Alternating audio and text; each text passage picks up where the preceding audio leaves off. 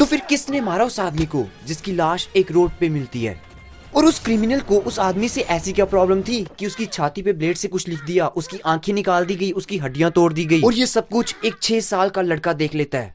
तो वो 6 साल का लड़का कौन था, वो डेड बॉडी किसकी थी, और वो क्रिमिनल कौन था, और साथ में ये पूरी की पूरी कहानी क्या है? तो चलिए आज की काफी ज्यादा इंटरेस्टिंग मर्डर मिस्ट्री कहानी शुरू करते हैं, जिसका टॉपिक होगा आई विटनेस। उस रात मौसम बहुत ज्यादा खराब था। बारिश और तूफान की वजह से कोई अपने घर से नहीं निकल रहा था। सड़क के किनारे एक बहुत बड़ा घर होता है जिसमें 3 लोगों का एक परिवार रहता है। जब उस फैमिली में सब सोने चले जाते हैं तब उस फैमिली में 6 साल का एक लड़का जिसका नाम आदर्श होता है, वो कुछ ऐसा देख लेता है जिसकी वजह से वो पूरी रात नहीं सो पाता।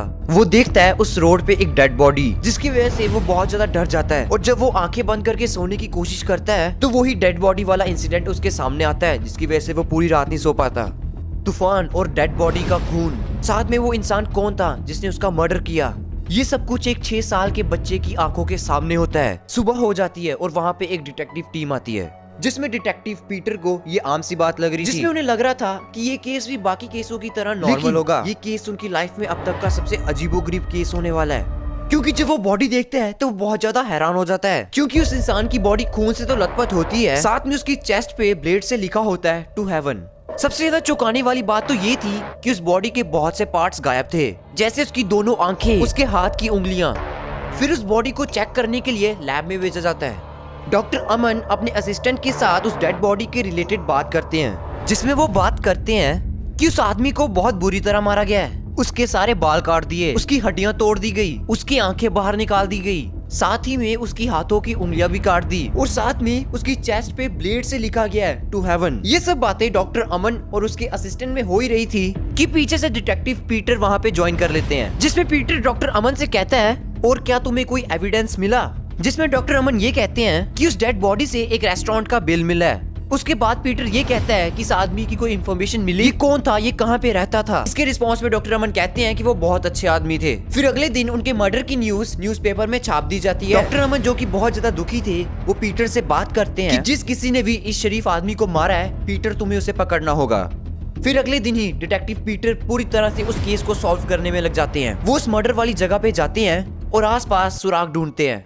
फिर अचानक ही उनकी नजर एक ऐसे घर में पड़ती है जो कि बहुत ज्यादा सुनसान, बहुत ज्यादा वीरान होता है। फिर वो बिना कुछ सोचे समझे उस घर की तरफ जाते हैं और आसपास सुराग ढूंढने की कोशिश करते हैं। फिर अचानक से अंदर से आवाज आती है कि कौन है वहाँ पे, और उस घर का दरवाजा खुलता है और अंदर से एक आदमी निकलता है जिसका नाम मिस्टर पंकज होता है, और उनके साथ एक औरत भी आती है। इसके रिस्पॉन्स में पीटर उनसे माफी मांगता है और कहता है कि वो यहाँ पे केस को इंस्पेक्ट करने के लिए आया है। जब वो इतनी सी बात बोलता है तो वो देखता है कि वो औरत बहुत ज्यादा डर जाती है, वो कर्टन्स के पीछे अपने को छुपाती है और वहाँ से भाग जाती है। पीटर को उस औरत पे बहुत ज्यादा शक हो जाता है और वो बिना कुछ सोचे समझे उस आदमी को धक्का देके घर के अंदर चला जाता है। मिस्टर पंकज अभी उसको रोकने की कोशिश कर रहा है कि तुम हमारे घर के अंदर नहीं आ सकते, लेकिन किसी तरह पीटर उस घर के अंदर चला ही जाता है। फिर उसको वो औरत वापस दिखाई देती है, लेकिन वो अपने बेटे को खाना खिला रही होती है।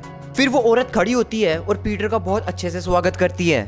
उसे लगता है कि उसके हस्बैंड का ये कोई दोस्त होगा। फिर पीटर अपने आप को फिर से इंट्रोड्यूस करता है और ये कहता है कि वो एक मिस्टीरियस मर्डर केस को सॉल्व कर रहा है। उस घर में उस क्रिमिनल की रिलेटेड बातें हो ही रही थी, लेकिन वो छोटा बच्चा कुछ नहीं बोलता और खेलता रहता है। फिर वो औरत अपने आप को इंट्रोड्यूस करते हुए बोलती है कि वो मिसेस पंकज है और ये हमारा लड़का आदर्श है। फिर पीटर उनसे ये पूछता है कि तुम इस घर में कब से रह रहे हो? इसके रिस्पॉन्स पे औरत ये कहती है कि करीब 13 से 14 साल हो गए हमें इस घर में रहते। फिर पीटर ये पूछता है कि क्या कल रात 9 बजे तुम लोगों ने यहाँ पे कुछ देखा था? दोनों मिस्टर और मिसेस पंकज एक दूसरे को देखने लग जाते हैं और वो कहते हैं कि उनके बेटे आदर्श ने एक मर्डर देखा है। फिर पीटर ने बच्चे को गोद में उठाया, उसे खिलाया, उसे चॉकलेट्स दिए कि बेटा तुमने कल रात को क्या क्या देखा? फिर वो पीटर को बोलता है कि अंकल कल रात को मैंने विंडो से कुछ देखा था। फिर वो बच्चा थोड़ा सा डरा हुआ था, लेकिन वो बोलना स्टार्ट करता है। फिर वो कहता है कि उसने कल रात को एक आदमी को देखा था जिसने बहुत बड़ा ब्राउन कलर का कोट डाला हुआ था और उसने एक बहुत बड़ा बैग भी कैरी किया हुआ था। और फिर उस आदमी ने पंकज अंकल को पकड़ा और एक चाकू उनके पेट में मार के उन्हें गिरा दिया, और फिर उन्होंने अपने बैग से एक ब्लेड निकाला और पंकज अंकल की छाती पे कुछ लिखने लग गया। फिर वो बच्चा चुप हो जाता है और डिटेक्टिव पीटर उससे पूछता है कि आगे क्या हुआ। इसके रिस्पॉन्स में वो बच्चा रोने लग जाता है और अपने रूम की तरफ भाग जाता है। डिटेक्टिव उसे फॉलो करता है और उसके रूम में जाके देखता है कि वो रूम बहुत ज्यादा अजीबोगरीब था। वो बाकी बच्चों की रूम के जैसा नहीं था, क्योंकि वो रूम बहुत ज्यादा डल था। उसमें ना तो कोई खिलौने थे जिससे बच्चा खेल सके, ना ही कुछ और था, सिर्फ एक बेड और एक टूटा हुआ स्टडिंग टेबल था। पीटर उस बच्चे के बेड के नीचे देखता है और वो वहाँ पे छुपा हुआ था।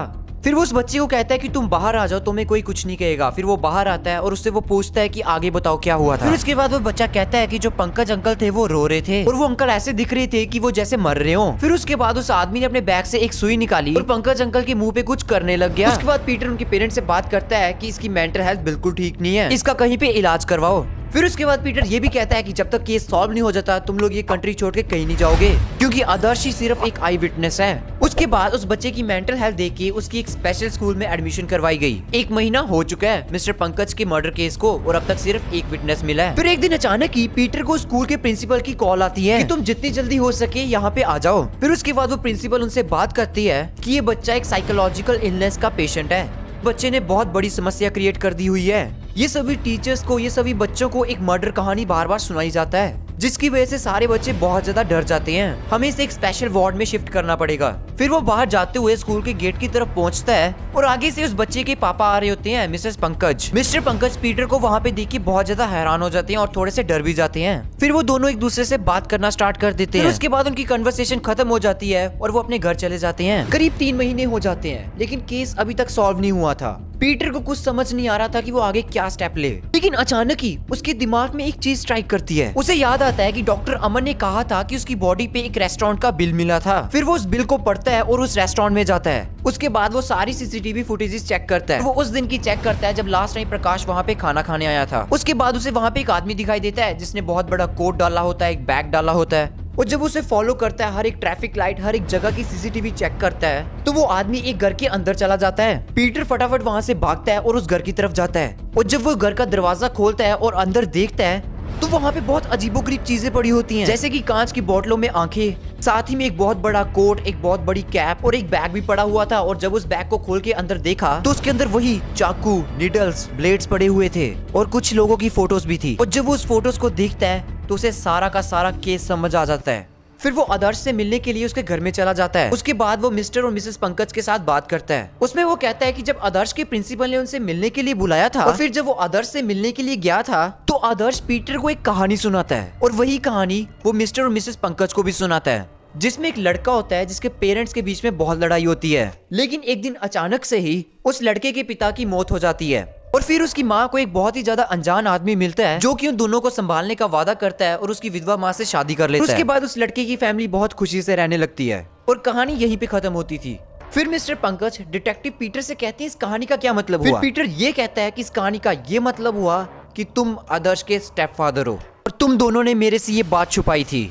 फिर आदर्श की माँ कहती है कि हमें माफ कर दो, लेकिन ये तो बताओ कि असल में मर्डर किया किसने है। इसके रिस्पॉन्स में पीटर ये कहता है कि जिसने मर्डर किया है वो एक साइको है, क्योंकि जिसने मर्डर किया है उसको लोगों की आंखें बहुत पसंद है। और साथ में सबसे बड़ी चीज तो ये है कि जिस हिसाब से प्रकाश जी का मर्डर हुआ था हूबहू वैसे ही आदर्श के असली बाप का भी मर्डर हुआ था, कि जिसने भी प्रकाश जी का मर्डर किया था उसने उसी तरीके से आदर्श के असली बाप का भी किया था। दोनों की आंखें गायब थी, दोनों की छाती पे कुछ ना कुछ लिखा हुआ था। फिर वो दोनों कहते हैं कि क्या पता चला किसने मर्डर किया है। फिर वहाँ पे वो केस को एक्सप्लेन करने के लिए अपनी पूरी टीम को बुलाता है और साथ में पुलिस को भी बुलाता है। और जो आदर्श कहानी बता रहा था जिसमें एक लड़के के पिता की मौत हो जाती है, उस मर्डर की प्रकाश के मर्डर के साथ बहुत सारी सिमिलरिटीज हैं। वो उन सबके सामने कहते हैं कि कुछ साल पहले ऐसा ही एक मर्डर हुआ था, लेकिन उसे एक सुसाइड केस कह के बंद कर दिया था। वो केस को और सॉल्व करता है और ये कहता है, इसके रिस्पॉन्स में पंकज कहता है कि इसका केस के साथ क्या लिंक हुआ। इसके रिप्लाई में पीटर कहता है कि यही तो सबसे मेन चीज है, क्योंकि कुछ साल पहले आदर्श के जो असली पिता थे उन्होंने कोई सुसाइड नहीं बल्कि उनका मर्डर किया गया था। फिर इसके रिप्लाई में उसकी माँ कहती है कि किसने किया था उसका मर्डर। इसके रिप्लाई में डिटेक्टिव ये कहता है कि जिसने प्रकाश जी का मर्डर किया था उसी ने आदर्श के असली बाप का मर्डर किया था। जिसने भी प्रकाश जी का मर्डर किया था उसे विंडो से आदर्श ने देख लिया था।